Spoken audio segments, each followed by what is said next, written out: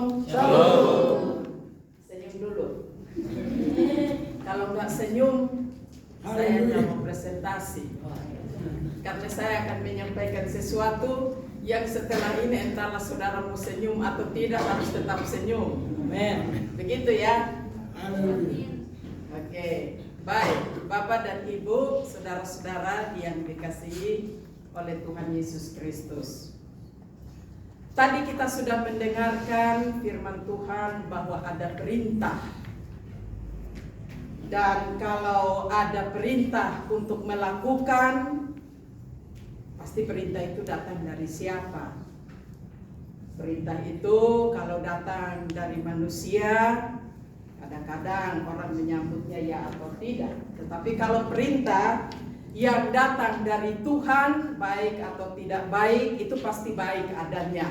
Amen. Makanya tadi dibilang, ya perintah itu kalau diberikan lalu kita responi dengan mentaatinya, lalu melakukannya, apapun sulitnya tadi bilang pasti ada kemenangan. Ya, yang dengar pasti jawab. Pasti ada kemenangan. Bukan saja menang, yang mentaati perintah itu apapun kesukaran dan kesulitannya, itu akan menghasilkan yang terbaik karena datang dari Tuhan. Nah, hari ini kita akan sharing ya. Kita akan sharing tentang satu topik, yaitu persepuluhan. Masih ada senyum kan? Mestinya kalau saya bilang persepuluhan, saya senyum. Terlalu kecil, tapi ya besar. Iya. Jadi kalau berbicara menyangkut dengan persepuluhan, mungkin saya harus bertanya dulu kepada seluruh mahasiswa. Ya, bagaimana perasaan saudara ketika saya menyampaikan atau kita mendengarkan tentang persepuluhan atau perpuluhan? Senang. Ada lagi? Sukacita. Jimmy. Bahagia. Yang perempuan-perempuan di sebelah. Ucapan syukur. Siapa lagi? Apa jawabannya? Jawaban ini bukan jawaban klise ya, bukan jawaban basa-basi ya, tetapi jawaban yang harus dari hati. Tidak ada satpam di sini. Ya, walaupun Pak Moses ada, Pak Ketua ada, dosen-dosen juga ada di sini. Jangan kamu berpikir bilang, oh nanti kalau saya jawab tidak benar, maka nanti akan dinilai bahwa saya tidak rohani. Tidak. Begitu ya. Segala sesuatu yang jikalau kita belum tahu, lalu kita melakukannya, lalu ada kesalahannya, ya karena memang kita belum tahu. Tetapi yang menjadi masalah adalah bahwa ketika kita sudah tahu, lalu kita tidak melakukannya atau pura-pura tidak tahu, itu yang dosa, atau itu yang salah. Setuju kah? Setuju. Nah, oleh karena itu, sekali lagi, kalau berbicara menyangkut dengan perpuluhan, kira-kira bagaimana perasaan saudara? Respon saudara? Nggak usah basa-basi, karena saya sudah survei terlebih dahulu. Kemarin saya sudah wawancara dengan Pak Ketua, sudah wawancara juga dengan pakar-pakar teologi ya, beberapa yang menyangkut dengan perpuluhan. Ya, sekarang saya mau tahu dulu dari seluruh mahasiswa yang ada, karena ini kita masih berbicara dalam konteks lingkup kecil. Mahasiswa, kira-kira ketika berbicara menyangkut dengan persembahan persepuluhan, bagaimana perasaan kalian? Ragu-ragu, itu jawaban yang benar. Tolong tepuk tangan buat dia. Ini anak cucu ini. Oke, apalagi jawabannya? Ya? Kaget. Ada lagi. Pokoknya yang ada di pikiranmu, yang ada yang Anda tahu, dan pokoknya bingung. Apalagi? Dekat karena takut ya. Takut kasihannya ya. Lalu kita harus memperhatikan bagaimana perasaan pikiran, responmu kira-kira seperti apa. Saya menghayal kawan. Gimana? Ya. Jangan lihat dia.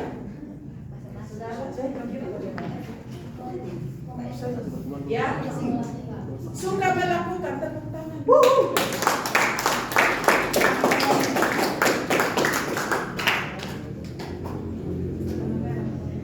Ya. Eto.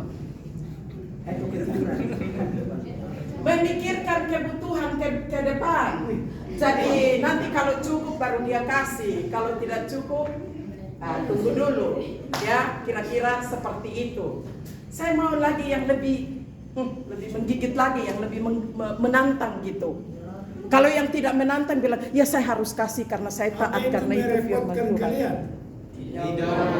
Ah. Nah, itu jujur saja, ngerasa repot atau dan sebagainya. Repot sekali. Ini sekolah sudah banyak aturan, direpotin lagi. Ya. Suka, di sini bilang suka. Yang belum jawab bilang apa? Oke lah. Kalau belum jawab itu kita agak kategorikan bahwa memang belum tahu ya. Tahu. Nah, Bapak dan Ibu yang kekasih, saudara-saudara yang dikasihi oleh Tuhan kita Yesus Kristus, kalau berbicara menyangkut dengan perpuluhan, bagian ini membahas tentang persepuluhan yang sering didengar oleh orang yang percaya. Akan tetapi lebih sering tidak dimengerti oleh orang percaya. Artinya bahwa sudah sering dengar itu perpuluhan, mengajar tentang perpuluhan dan akibatnya, dampaknya bagi kita. Maka itu semua orang tahu, itu semua orang sudah pernah mendengar, bahkan mengertinya, udah ada di sini, hanya mungkin belum sampai di sini maksudnya. Topik ini merupakan pergumulan bagi setiap orang percaya karena ketidaktahuannya apa yang menjadi alasan untuk memberikan perpuluhan, yaitu dia tadi nggak tahu kenapa saya harus memberi perpuluhan. Apakah memang itu sebuah kewajiban, memang diharuskan dan lain-lain sebagainya. Melalui tulisan ini akan mengemukakan beberapa konsep teologis mengenai perpuluhan dalam Perjanjian Lama sampai Perjanjian Baru. Kiranya ini dapat membantu setiap orang percaya untuk memahami konsep teologis dari perpuluhan. Nah, ini dikemukakan karena begini, ada orang-orang yang punya pemahaman bahwa perpuluhan itu hanya berlaku di dalam Perjanjian Lama, di dalam Taurat. Nah, sekarang yang sudah ada di dalam perjanjian, di dalam zaman anugerah di Perjanjian Baru, kita tidak perlu lagi untuk melakukan itu. Dengan alasan apa? Kita sudah diselamatkan kok. Yang kedua, semua tuntutan di dalam hukum Taurat itu sudah digenapi sempurna oleh Tuhan Yesus Kristus. Makanya nggak perlu lagi untuk memberikan persembahan atau memberikan perpuluhan. Itu persepuluhan. Persepuluhan. Semua bilang dulu. Persepuluhan. Karena ada juga yang bilang sepersepuluh, ada juga yang bilang persepuluhan, ada juga yang bilang perpuluhan dan lain-lain sebagainya. Nanti itu mau dibahas nanti di lain kali aja karena itu banyak juga alasannya ya. Jadi kita setuju pada persepuluhan. Nah, Bapak dan Ibu, seperti itulah sehingga pada akhirnya di gereja-gereja yang mungkin saudara layani juga. Waktu datang ke gereja, misalnya bergereja di tempat saya, itu wajib memberi persepuluhan. Tetapi waktu datang di tempat lain, tidak wajib untuk memberi persepuluhan. Maka saudara juga pasti akan bingung dan ini akan membuat saudara sehingga pada akhirnya mau memberi atau tidak memberi. Kira-kira seperti itu. Dan oleh karena itu tadi kita mau melihat dulu menyangkut dengan dasar Alkitabiahnya atau dasar Alkitab yang berbicara menyangkut dengan persepuluhan. Lanjut. Yang pertama adalah untuk mengelola keuangan dengan baik. Maaf, sebelum saya sampai ke sini, sebetulnya bagian ini ada 3 bagian yang mestinya harus dipresentasikan, tetapi membutuhkan waktu yang cukup panjang. Yang pertama, kita harus tahu lebih dahulu tentang dasar Alkitabnya. Yang kedua adalah pengelolaannya, bagaimana untuk mengelola itu. Yang ketiga, akibat dari pengelolaan itu kira-kira apa dampaknya.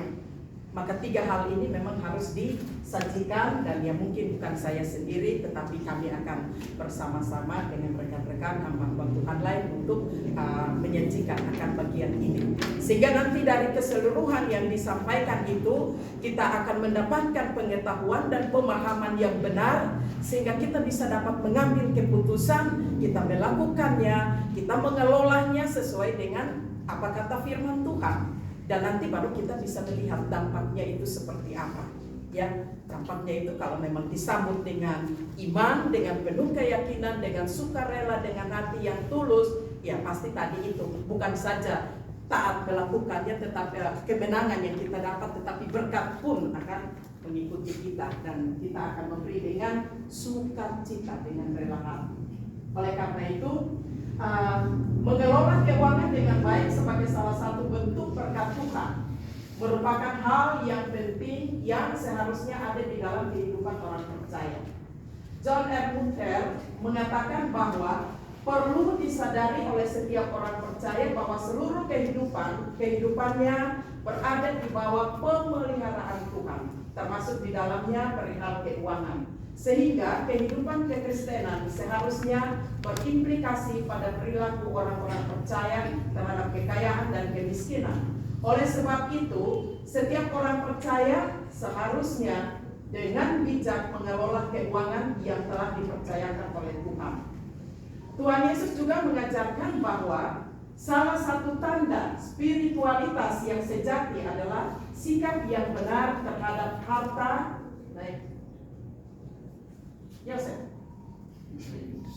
Terhadap harta dan kekayaan. Itu dibicarakan oleh tertulis di dalam Matius 6 ayat 19 sampai dengan 20.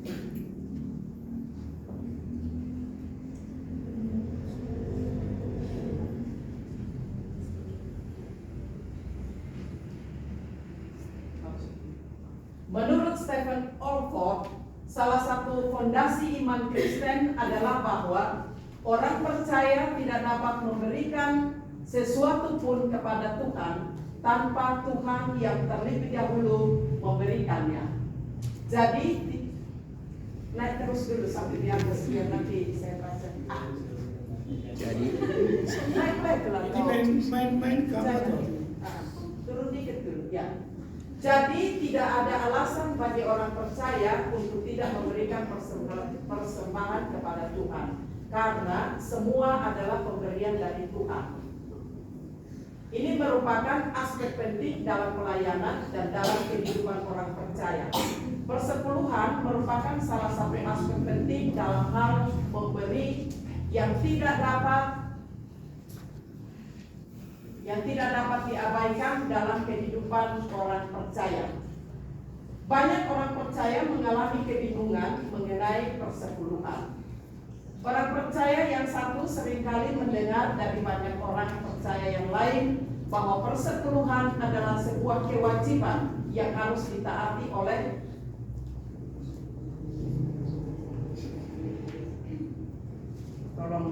satu orang tolong baca. Oh iya.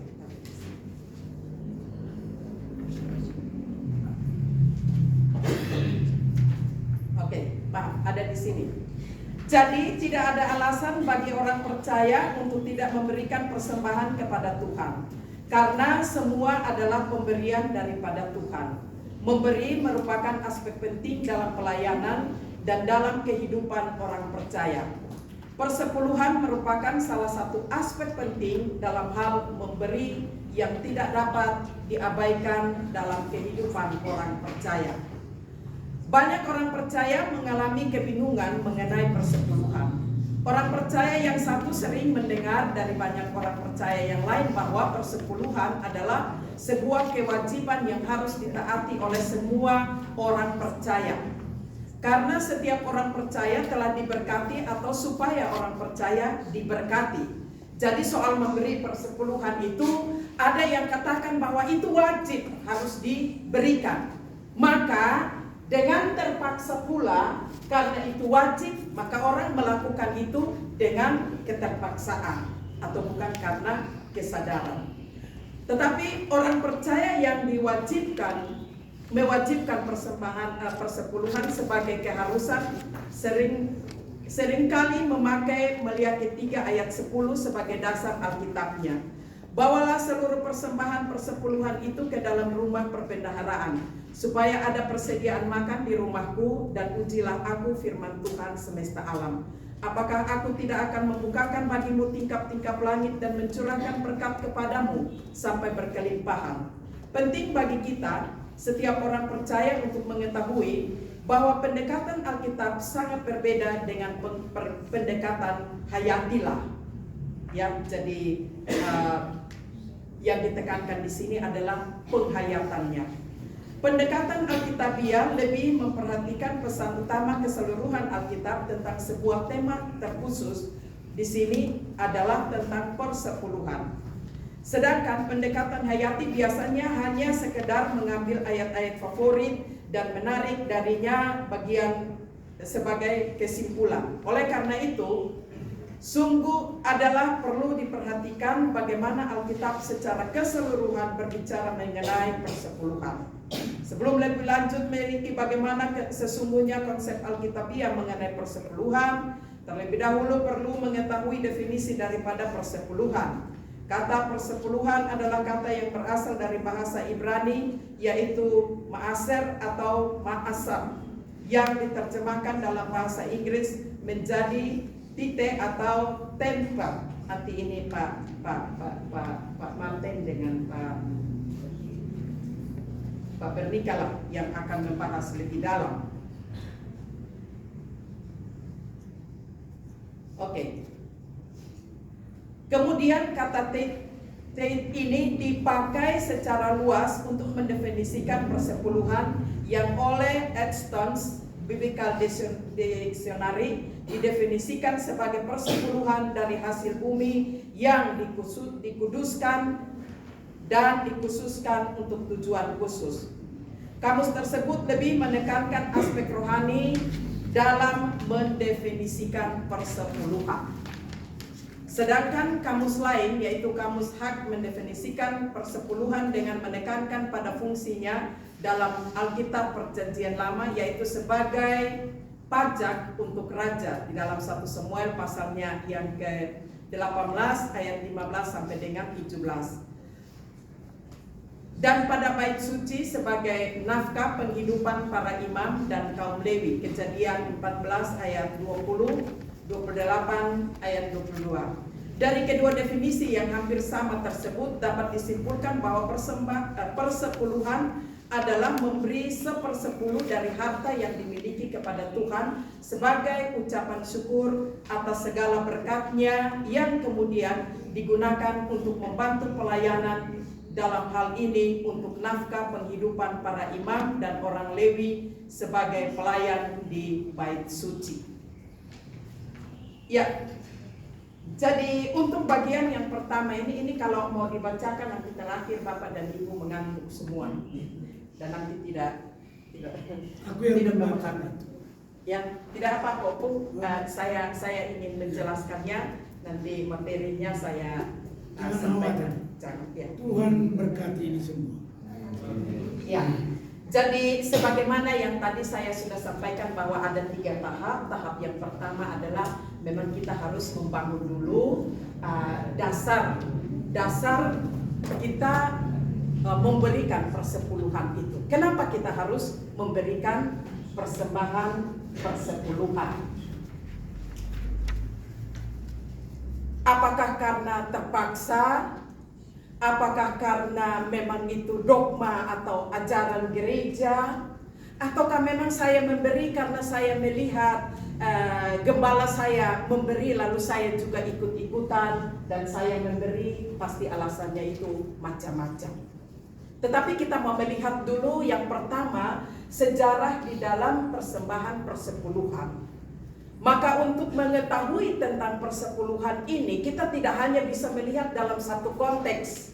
tadi sudah dibahas, bilang hanya ambil satu ayat saja lalu kita mulai mengajarkannya, dan pada akhirnya kita tidak melihat konteks yang lain, sehingga pada akhirnya kita sendiri juga tidak mengerti yang dimaksud dengan firman Tuhan itu apa.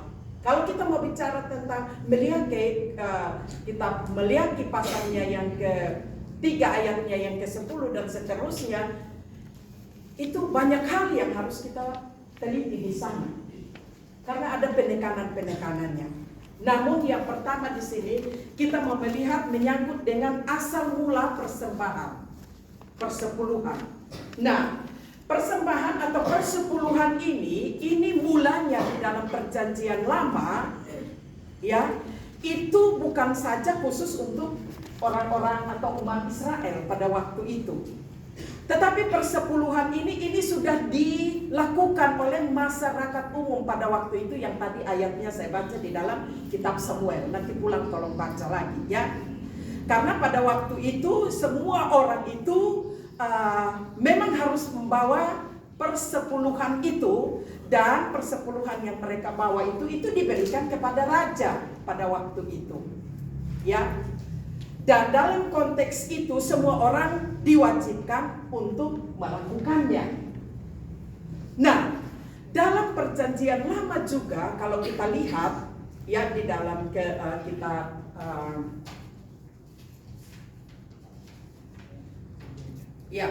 di dalam kitab Kejadian pasal 14 ayat itu nanti ada di sini semua ya, tinggal nanti dibaca.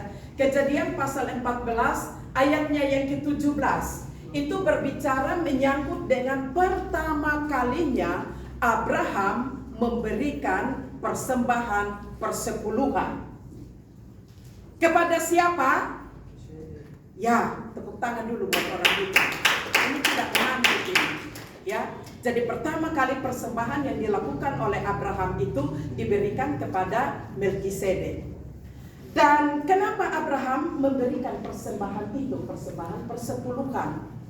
Karena pergumulan Abraham pada waktu itu dalam perjuangan upayanya menghadapi yang namanya peperangan itu antara menang dengan kalah. Kalau yang menang bersukacita, yang kalah itu bersusah. Dan pada waktu mereka diperhadapkan dengan peperangan itu, maka terjadilah sebuah perenungan dan penghayatan dalam diri Abraham. Kalau saja nanti ketika dia memperoleh kemenangan itu, maka dia akan bersyukur kepada Tuhan. Lalu waktu itu ternyata terjadi yang namanya penjarahan. Sehingga pada akhirnya juga kalau kita baca di dalam konteks Kejadian pasalnya yang ke-14 itu, ya, pada akhirnya bicara semua termasuk juga dengan ponakannya Lot itu, ya, ponakannya Lot itu juga terbawa. Lalu akhirnya Abraham ini dia berjuang, berusaha bagaimana caranya supaya nanti pada akhirnya dia memperoleh kembali harta kekayaannya, dan dia juga bisa membawa kembali ponakannya yaitu Lot itu sendiri.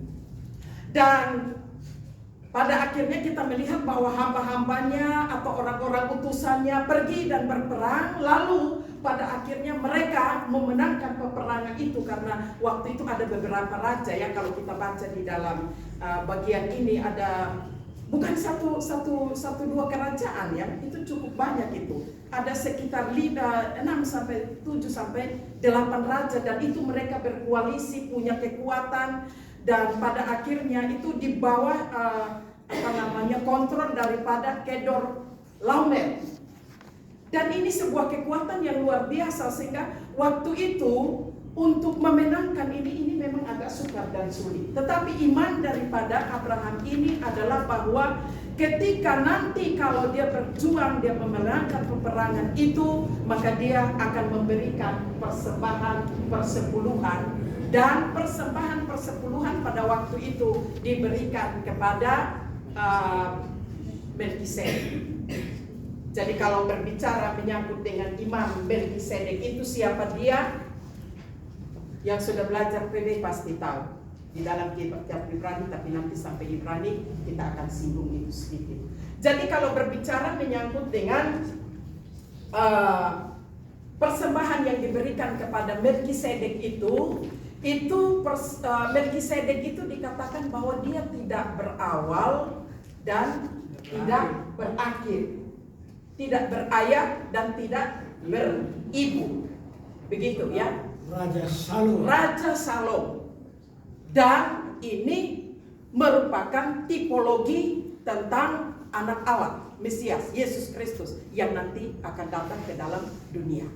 Ya. Jadi berbicara menyangkut dengan ini, maka Abraham ketika dia memenangkan peperangan itu, maka sebagai tanda ungkapan syukurnya dia keluar lalu dia berjumpa dengan Melkisedek, lalu dia memberikan persembahan persepuluhan dari semua yang dia miliki. Selanjutnya itu kita melihat Yakub juga, Yakub di dalam perjanjian lama. Di dalam perjanjian lama itu masih ingat ya, dalam perikop berbicara menyangkut dengan Yakub di Betel. Setelah dia lari, lalu dia berada di Betel, lalu dia tidur di sana, lalu dia bermimpi, dan pada akhirnya dia mendapatkan sebuah penglihatan dari Tuhan, dan pada akhirnya Yakub juga di sana dikatakan bahwa ada sebuah nazar, sebuah janji yang dilakukan oleh Yakub, yaitu dia juga akan mempersembahkan persembahan persepuluhannya. Itu kita bisa lihat di dalam Kejadian 28 ayatnya yang ke-20. Itu ada nazar, janji daripada Yakub itu sendiri, karena dalam mimpi itu sudah diperlihatkan kepada dia, dan pada akhirnya dia juga memberikan sebuah respon, yaitu dia bernazar kepada Tuhan. Lalu di ayatnya yang ke-22 dia bilang, aku selalu atau terus menerus akan memberikan persembahan persepuluhan. Itu pernyataan dari Yakub.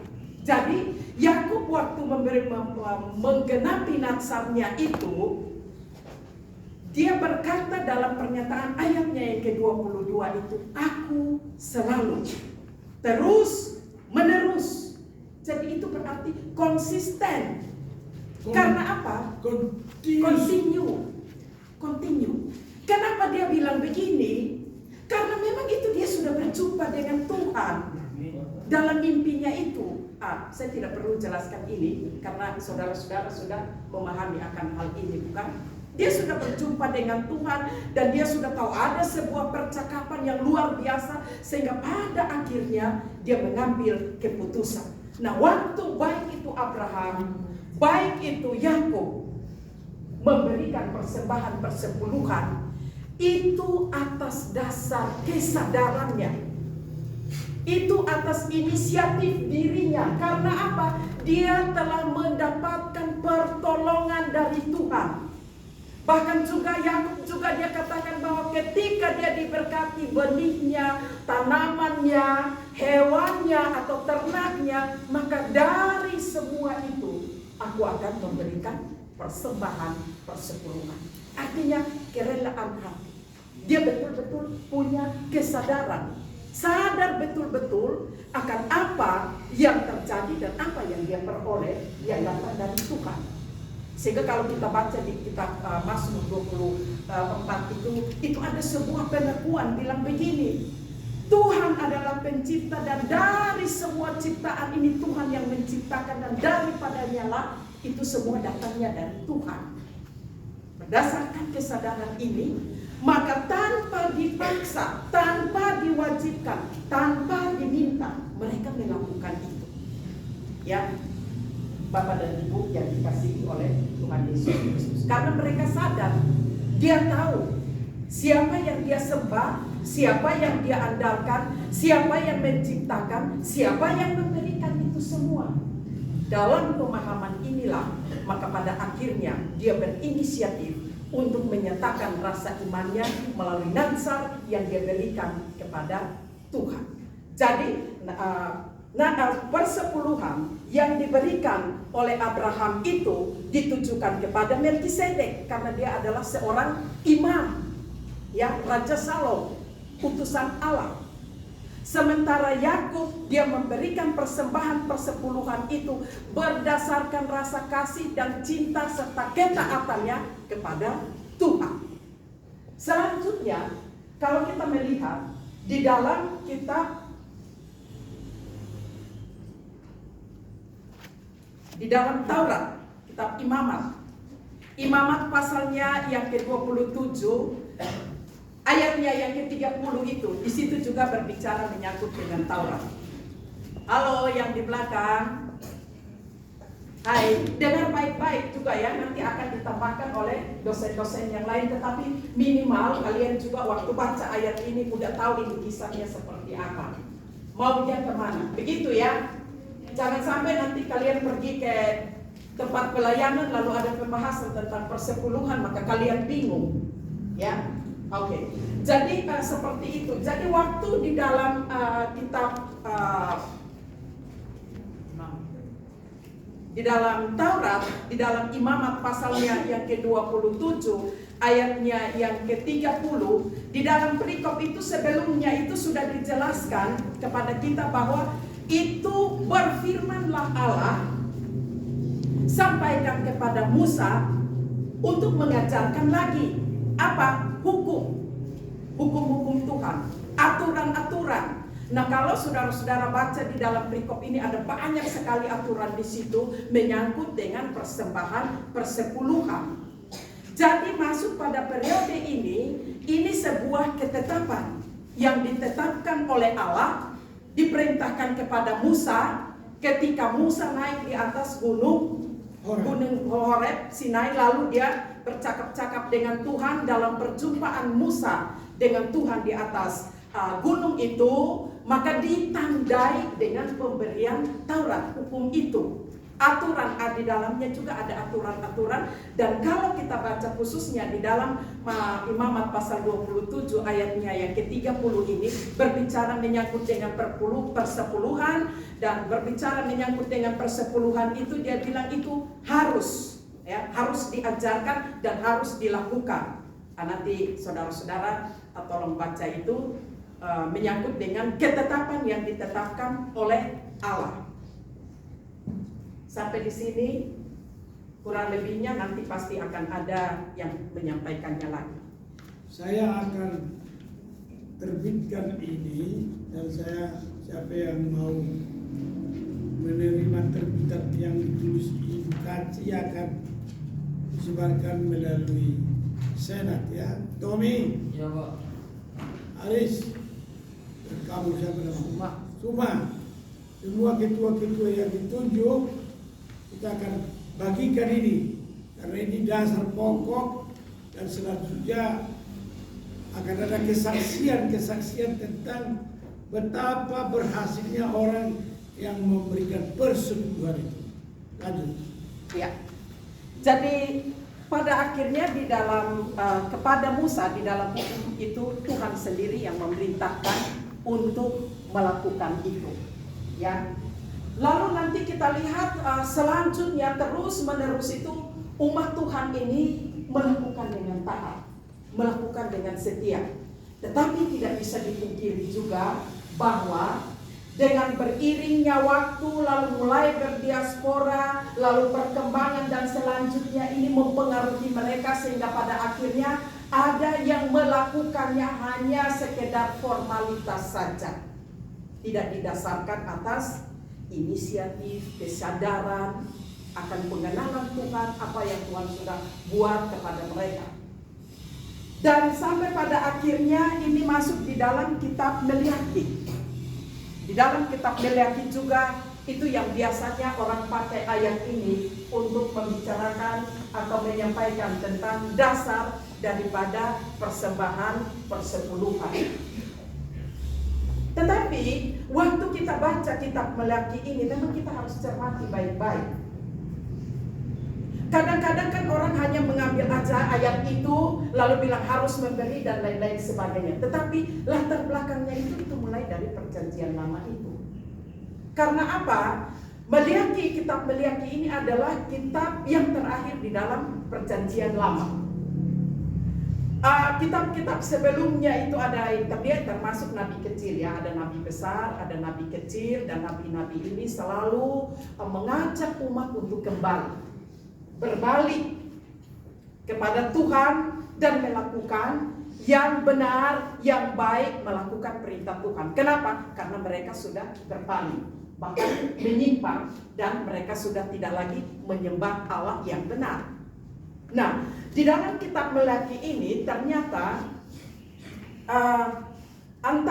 di dalam kitab Meleaki ini ditulis setelah pembuangan ke Babel. Jadi kenapa pada akhirnya ini umat ini yang tadinya itu persembahan persepuluhannya itu harus dibawa dan dipersembahkan kepada Tuhan, diserahkan kepada para imam, dan nanti pada akhirnya itu dilakukan di dalam bait Allah. Ya, dimanapun mereka pergi dan mereka berada, ketika ada perayaan-perayaan atau hari-hari raya umat Israel itu, dimanapun mereka pergi, mereka harus kembali ke bait Allah, yaitu di Yerusalem. Adanya di sana, dan disitulah mereka mempersembahkan korban mereka, persembahan mereka. Nah, karena ketegakan hati daripada umat ini yang tadinya itu sudah melanggar, sudah tidak taat lagi, maka pada akhirnya mereka ditegur oleh Tuhan, bahkan dihukum oleh Tuhan.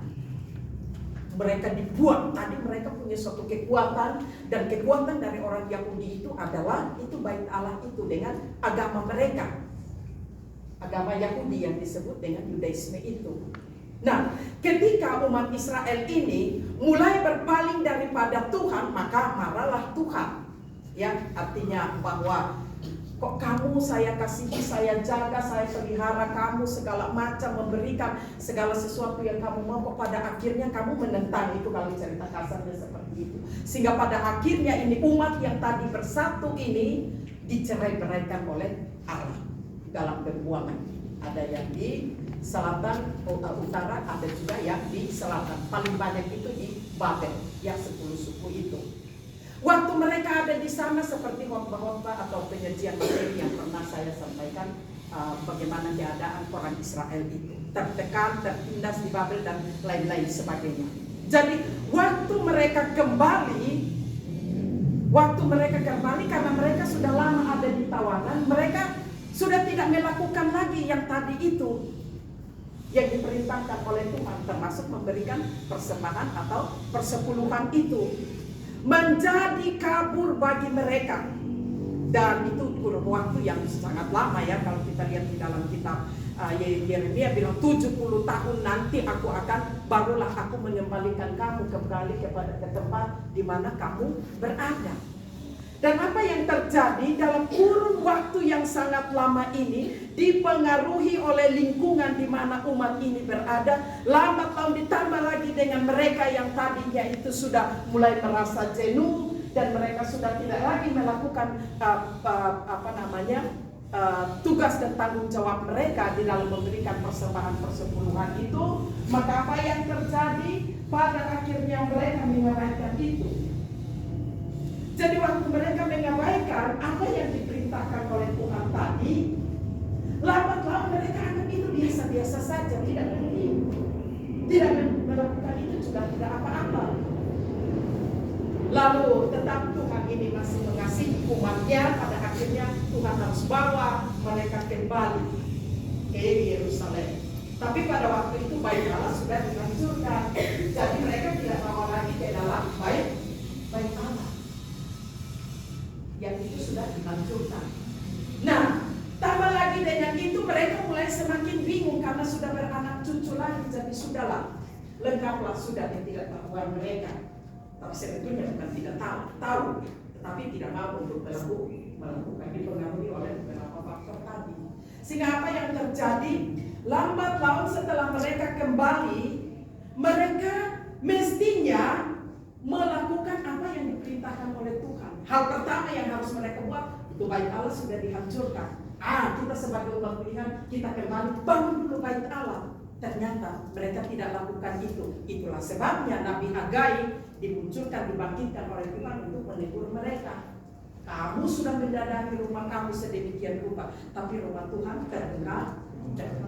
Kamu tidak perhatikan itu. Makanya apa yang terjadi? Kamu cari banyak, dapat banyak-banyak, tetapi seperti ini kantong kantong yang ini berlubang.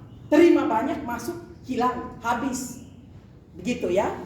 Karena apa? Lebih mengutamakan kepentingan diri sendiri.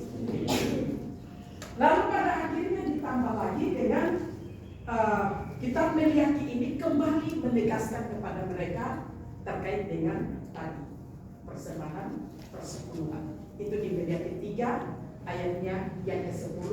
Nanti ini ada bagian orang yang akan menjelaskannya. Ya, tetapi kenapa sampai Meliaki ini menegaskan hal itu? Karena memang ini hari puasa, jadi nggak apa-apa ya. Kita agak sedikit lama karena biasanya 1 jam. Berpanjang. Ya, ya. Kenapa sampai begitu? Nah, kitab Meliaki ini ketika dia menyuarakan untuk memberikan persembahan persepuluhan ya Rosa lihat ibu dulu. Ya. Rosa kalau lihat dan sebelum begitu tandanya baik. Ya. Jadi waktu mereka memberikan persepuluhan itu yang tadi itu dikatakan mau bawalah persembahan persepuluhan, lalu mereka berdalih. Ya kan, coba kamu baca di situ ya. Ada apa yang kami harus berbuat? Ada kesalahan apa? Karena mereka sudah meninggalkan apa yang diperintahkan oleh Tuhan. Artinya di situ juga Tuhan mau sampaikan kepada mereka bahwa karena kamu sudah melupakan, bahkan kamu sudah tidak melakukan apa yang kuperintahkan. Kamu cari dengan kekuatan kamu, hikmat kamu, hebatnya kamu. Ya, kamu lupa kalau segala sesuatu yang tercipta, yang ada, yang kamu cari dan kamu itu berasal dari Tuhan. Sebetulnya Tuhan menegaskan itu. Karena kamu sudah melupakan Tuhan, kamu tidak bawa lagi persembahan persepuluhan, makanya bawa kembali, karena itu adalah salah satu perintah Tuhan. Maka akibat dari kamu kembali melakukan apa yang diperintahkan oleh Tuhan, maka baru kata selanjutnya, lihat, kalau aku tidak membukakan tingkap-tingkap langit bagimu. Dan selanjutnya kita masih panjang terkait dengan itu, tetapi itu kita koma dulu ya Pak Sony ya. Dan sampai disitulah itu di dalam perjanjian lama. Yang pertama adalah bahwa mereka melakukan itu atas dasar kesadaran yang sungguh. Dan itu diteguhkan oleh Allah sendiri melalui pemberian hukum di dalam kitab tadi yang kita sudah bacakan itu. Dan diperintahkan untuk membawa persepuluhan itu diserahkan kepada kaum Lewi, karena kaum Lewi itu adalah satu suku yang memang dikhususkan oleh Tuhan untuk melakukan tugas pekerjaan pelayanan mereka di dalam bait Allah. Itu nanti topik tersendiri. Ya. Dan selanjutnya kita melihat bahwa pada akhirnya antara Meliaki dengan perjanjian baru yang terakhir dengan yang lama, yang baru ini, PL dengan PB ini ada selang waktu. Ada selang waktu yang disebut dengan masa silent atau masa tenang atau masa apa? Masa ini anak baik ini, dia udah semester ini dia belum lupa pelajaran PB. Tepuk tangan dulu buat dia. Sudah, yang lain ini mungkin karena ngantuk, bukan karena tidak tahu. Kamu pintar, hanya karena mengantuk. Tetapi jangan bersembunyi di belakang mengantuk, ya. Karena kamu pintar. Tahu itu, masih ingat itu kan? Masih kan? Masa antara perjanjian lama dengan perjanjian baru. Berapa tahun di situ? 400. Kenapa terjadi masa itu? Tidak berbicara. Ya, Allah tidak apa? Beni, nanti mau ajar sekolah minggu gimana Beni? Masa tenang itu terjadi apa yang terjadi di sana? Ya. Nah lo, jangan tertawa aja begini. No, Pak Uli aja lagi lihat ini. Siapa tahu nanti Pak Uli mau kasih lagi hadiah buat kalian. Iya kan? Bisa ya? Ya, jadi masa antara perjanjian lama dengan perjanjian baru itu kurang lebih 400 tahun. Nah 400 tahun ini mau ada yang bilang 450, ada yang bilang 430, ada yang bilang 400. Ya, nanti Pak Wikanto yang simpulkan karena ini lahannya Pak Wikanto. Ya, tetapi kurang lebih 400 tahun Allah tidak bernubuat atau Allah seakan-akan berdiam diri. Tetapi bukan berarti bahwa ya udah Allah stop di situ lalu rencananya tidak. Tetap perencanaan Allah itu, rencana Allah itu tetap Allah rencanakan itu sampai pada kedatangan Tuhan Yesus. Artinya begini, di masa antara ini masa vakum, masa tenang, masa gelap. Tidak ada lagi nabi-nabi, Tuhan tidak pakai lagi itu nabi untuk datang mengingatkan mereka seperti yang tadi saya sudah bilang. Nabi besar, nabi kecil, seruan untuk berbalik kembali, mengingatkan kembali kepada mereka. Tenang di situ. Dan 400 tahun ini masa yang cukup lama dan panjang. Maka pada akhirnya boleh dikatakan bahwa sudah beranak cucu, dan pada akhirnya mereka juga mungkin melupakan apa yang sudah diajarkan oleh para nabi-nabi atau firman Tuhan yang ada. Dan pada akhirnya kita masuk dalam perjanjian baru. Waktu masuk di dalam perjanjian baru inilah yang menjadi masalah. Orang bilang apa? Oh, nggak usah lagi lakukan itu.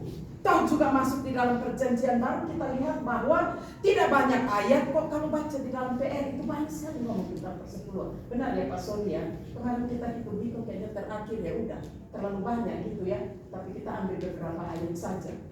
Nah di dalam perjanjian baru ternyata penyelidikan itu apa namanya? Nah, ibu cerita juga agak tertawa sedikit. Antara benar kalian juga bilang sama ibu kaji atau tidak. Kalau saya datang saya tanya ibu, kasih dulu pendapat ibu. Bagaimana terkait dengan ini? Nanti kita sama-sama ya ibu ya.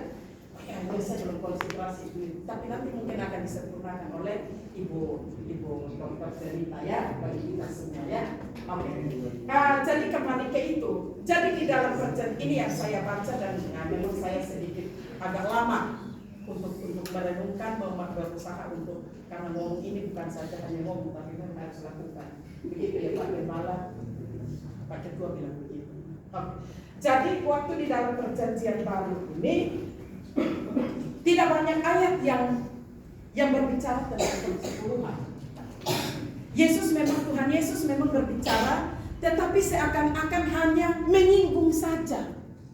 Sehingga orang, ada beberapa ahli bilang begini, Tuhan Yesus sendiri nggak tekankan perpuluhan kok. Tuhan Yesus sendiri nggak mengajarkan perpuluhan kok. Ngapain kamu heboh banget datang untuk mengajarkan? Lagian juga di dalam diri Yesus Kristus kan sudah menggenapi semua tuntutan hukum Taurat itu. Nggak perlu lagi. Ini dasarnya bagi orang yang tidak mau memberikan persembahan persepuluh. Mungkin masih banyak lagi alasan-alasannya, tetapi kita nggak perlu perdebatkan itu, karena itu masing-masing orang punya pemahaman, punya penafsiran tersendiri tentang kebenaran atau bagian itu. Tetapi yang jelasnya di dalam perjanjian baru itu, di dalam Yesus Kristus ketika ada di dalam dunia dan dia mengajar kepada murid-muridnya, tetapi juga hadir orang-orang Yahudi yang ada pada waktu itu. Kalau kita baca di dalam kitab, ya di dalam sama Tuhan Yesus, salah satunya misalkan di dalam Matius 23 ayat 23. Harus lihat konteksnya Bapak, Ibu, dan saudara-saudara. Konteks jauh, konteks dekat, perikop sebelumnya dan perikop sesudahnya. Lalu situasi pada waktu itu kepada siapa? Nah, waktu Matius 23 ayat 23 itu Yesus berbicara dengan di situ hadir orang-orang Farisi, termasuk juga ahli-ahli Taurat yang notabene latar belakang mereka itu adalah orang Yahudi. Waktu Tuhan Yesus mengajarkan kepada murid-muridnya atau pengikut-pengikutnya, sekali lagi, pada dasarnya Yesus mengajarkan tentang dirinya adalah sumber kebenaran. Kasih, itu yang ditekankan oleh Tuhan Yesus Kristus. Nah, waktu dia mengajarkan bagaimana supaya kita bisa mengasihi satu dengan yang lain, maka Yesus mempergunakan banyak sekali perumpamaan. Tetapi pada waktu itu dalam konteks Matius 23 ayat 23 itu hadir di situ orang-orang Farisi dan ahli-ahli Taurat. Nah, ini orang-orang Farisi dengan ahli-ahli Taurat di dalam kitab Matius. Ingat, Matius ditulis dan ditujukan kepada orang mana? Yunani atau Yahudi. Oh, berarti masih ini. Orang Yahudi, jangan segan-segan. Ditujukan kepada orang Yahudi. Orang Yahudi. Dan ketika ditujukan kepada orang Yahudi, perhatikan ini, otomatis orang-orang Yahudi itu mereka juga sudah tahu tentang isi daripada Taurat itu sendiri, karena itu jadi dasar mereka pegang. Perjanjian lama itu sudah namanya ahli. Setiap kali mereka akan menyelidiki itu terus menerus. Sudah tahu. Tetapi waktu itu Tuhan kejar mereka. Hai kamu orang-orang Farisi, kamu bisa-bisanya taat banget untuk kamu melakukan atau memberikan persepuluhan dengan tetap. Wajib harus diberikan. Tetapi kamu lakukan itu, kamu ambil dari orang miskin, kamu tekan dia, ambil segala macam dia punyanya. Kamu lihat yang di samping kiri kamu itu orang-orang yang berkekurangan. Dan pada akhirnya penggunaan persepuluhan itu sudah menyimpang dari apa yang ditetapkan oleh Allah. Itulah sebabnya Yesus menegur mereka. Yesus kasih tahu, walaupun Yesus tidak mengajarkan kepada mereka bilang bawalah persembahan persepuluhan ke dalam rumah Tuhan, karena orang-orang itu memang sudah tahu dari awal. Ya. Tetapi juga waktu itu Tuhan mau tekankan kepada mereka tentang perbuatan kasih yang tulus, yang ikhlas, didasarkan atas kebenaran. Dan apa yang diajarkan oleh Tuhan Yesus. Percaya nggak? Yakin nggak Yesus adalah sumber kebenaran? Percaya. Percaya nggak Yesus adalah kasih? Haleluya. Percaya nggak Yesus adalah pemilik segala sesuatu? Amin. Semuanya adalah milik Tuhan Yesus. Itulah sebabnya ketika berbicara menyangkut dengan ayat ini, bukan berarti Tuhan tidak menegaskan, Tuhan tidak, atau Tuhan mengabaikan persepuluhan. Justru tidak. Kembali mengingatkan kepada mereka, kamu udah tahu, gak perlu lagi kasih tahu kamu. Beda nanti kalau Yesus berbicara kepada orang-orang Yunani yang tidak tahu tentang dasar perpuluhan itu. Itu nanti beda, kita akan bahas pada perikop yang lain. Tetapi yang jelasnya seperti itu. Artinya bahwa Yesus mengajarkan kepada mereka bahwa kamu harus memberikan sesuatu untuk mendukung, untuk menolong, dipergunakan untuk tadi. Karena di dalam perjanjian lama itu sudah dialokasikan penggunaan daripada persepuluhan. Itu saya belum singgung, tetapi nanti akan ada topik sendiri untuk bahas tentang itu. Ya, kepada siapa? Siapa yang mengelola itu? Mungkin dalam bagian pengelolaan itu akan ada di detail lagi. Nah, ketika Tuhan Yesus ada di dalam dunia itu, Dia mengajarkan kepada mereka bagaimana untuk mengasihi. Itulah kasih terhadap Tuhan dan juga kasih terhadap sesama. Ada berapa kasih yang dirangkum di dalam perjanjian baru? Ya, yaitu kasih kepada Tuhan Allah dan kasih kepada kasihilah sesama. Itulah lagu yang biasa kita menyanyi di sini. Kasihilah sesama. Jadi itu nggak hanya keluar ya. Jadi kalau nggak mau mengasihi ya diam aja. Gitu ya. Karena itu punya makna yang luar biasa. Begitu ya. Jadi kalau memang kita tidak punya kasih dan kita tidak mengasihi ya nggak usah paksa toh. Oke, kita kembali kepada tadi bagian yang mau kita bicarakan.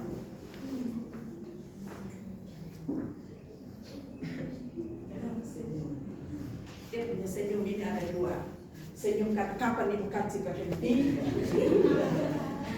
Atau mungkin sudah terpaksa bagaimana juga pasti akan berhenti ya. Sudah maafnya selesai. Ya, jadi waktu Tuhan Yesus datang penekanan adalah kasih yang didasarkan atas pengorbanan. Tidak ada satu orang pun di dalam dunia ini yang sanggup untuk melakukan segala tuntutan hukum Taurat. Tidak ada. Satu-satunya pribadi yang agung, yang sempurna, yang taat, yang setia, dan yang mengasihi manusia, itulah Yesus Kristus. Yang datang memenuhi segala tuntutan hukum Taurat itu dengan sempurna. Dan sampai pada akhirnya dia menggenapi semua tuntutan hukum Taurat itu, termasuk juga dengan dosa manusia yang harus dibereskan. Semua itu sudah ditimpakan kepada Tuhan. Tuhan Yesus menanggung semuanya itu sampai ke atas kayu salib. Tandanya adalah bahwa untuk memenuhi semua tuntutan yang berat ada di dalam sana itu, satu-satunya harus ditimpakan kepada Yesus, dan Yesus akan menanggung semua itu melalui sebuah pengorbanan. Dan pengorbanan yang dilakukan oleh Tuhan Yesus itu sempurna, bukan saja sempurna, tetapi sangat tulus banget. Tulusnya bukan bagi orang yang benar dan baik, tetapi tulusnya pengorbanan itu bagi kita yang berdosa ini. Amin. Kita berdosa, tetapi Tuhan tidak berhitungkan. Berdosa. Dosa. Tuhan tidak berhitungkan. Tuhan menggenapi semua itu, sehingga apa yang terjadi, dia mengorbankan seluruh eksistensinya, penuh totalitas di hadapan Tuhan dan juga di hadapan manusia dan pimpinan-pimpinan.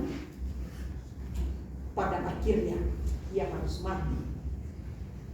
Kematian Tuhan Yesus Kristus itu adalah sebagai bukti korban yang sempurna untuk menyelesaikan segala perkara. Itulah sebabnya di dalam pribadi yang agung ini, yang sudah melengkapi semua tuntutan itu, cukup saja dengan kita percaya kepada Tuhan Yesus Kristus, menyerahkan seluruh hidup kita kepada Tuhan, melakukan apa yang Tuhan perintahkan, yang harus kita lakukan itu jauh lebih besar daripada 10%. Jadi itu artinya bahwa di dalam Roma pasal 12 ayatnya yang pertama dan kedua, persembahkanlah tubuhmu sebagai persembahan yang hidup, yang kudus, dan yang berkenan kepada Allah. Artinya totalitas hidup. Lebih besar mana? Itulah penekanan di dalam perjanjian baru. Tetapi dengan catatan begini, bukan berarti bahwa karena sudah digenapi lalu saya tidak memberikan persepuluhan. Ada satu kalimat yang setelah saya renungkan, dia bilang begini: perpuluhan tidak wajib untuk diberikan, tetapi harus diberikan.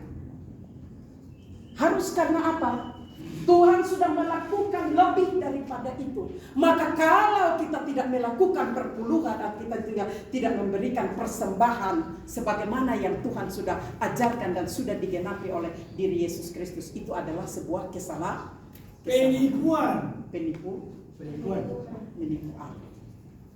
Ya, Bapak dan Ibu, nanti masih ada lagi di dalam kitab Ibrani, tapi nanti di dalam kitab Ibrani juga ya itu perlu pembahasannya lagi. Ya, oleh karena itu marilah kita bersama-sama kita merenungkan bagian firman Tuhan ini dengan mengingat bahwa tidak membatalkan itu, tetapi sudah digenapi di dalam pribadi Yesus Kristus. Dan ketika kita melakukan persembahan persepuluhan itu, kita memberi, itulah yang Rasul Paulus katakan, janganlah dengan terpaksa atau sedih hati. tetapi dengan sukarela. Rela karena apa? Yang gak bisa saya buat telah dibuat oleh Tuhan. Tuhan sudah memberikan yang terbaik bagi kita. Maka itu tidak akan bisa dibayar dengan apapun juga, gak bisa. Kecuali kita mempersembahkan hati kita sebagai rasa syukur kita kepada Tuhan yang ditandai atau dilambangkan dengan pemberian kita. Makanya seberapa besar persembahan yang Tuhan sudah lakukan bagi kita itu tidak ada tarafnya. Dan kalau kita mau renungkan itu, maka bukan 10% saja. Tetapi kalau boleh, semua yang ada padamu itu diserahkan untuk hormat dan kemuliaan nama Tuhan. Itu kalau mau ikut bagian firman Tuhan itu. Tetapi syukur kepada Tuhan. Tuhan membutuhkan hati yang tergerak untuk memberi. Memberi untuk apa? Mendukung pekerjaan Tuhan. Oleh karena itu, berilah dengan penuh kesadaran. Sekarang terserah saudara, sudah tahu apakah mau memberi atau tidak memberi, tetapi ingat bahwa pemberian terbaik adalah anugerah keselamatan. Sejauh mana kamu menyatakan rasa syukur kamu, maka kamu tidak akan perlu untuk hitung-hitung lagi. Begitu ya, saudara-saudara. Dan seterusnya. Kita mungkin koma dulu di sini ya, Bu. Nanti akan disambung lagi oleh teman-teman yang lain. Ya, oke.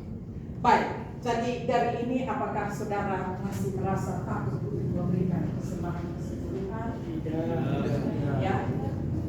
Masih berat hati? Ya. Masih tidak tahu? Ya, ini baru hanya sebagian kecil saja, belum semuanya. Ya, oleh karena itu masing-masing berdoa kepada Tuhan ya. Berdoa kepada Tuhan, bukakanlah jalan berkat-Mu, hikmat-Mu, pengetahuan kepada saya, supaya semakin hari semakin bertambah pengetahuan saya tentang maksud dan kehendak Tuhan, supaya saya juga digerakkan oleh Tuhan untuk dapat memberikan yang terbaik kepada Tuhan melalui apa yang Tuhan sudah berikan kepada kita, karena segala sesuatu itu berasal dari Tuhan. Ya. Oleh karena itu kita memberikan kepada Tuhan karena Dia adalah pemilik segala sesuatu. Baik, saya sampai dulu di sini. Nanti kita akan sambung pada kesempatan yang lain.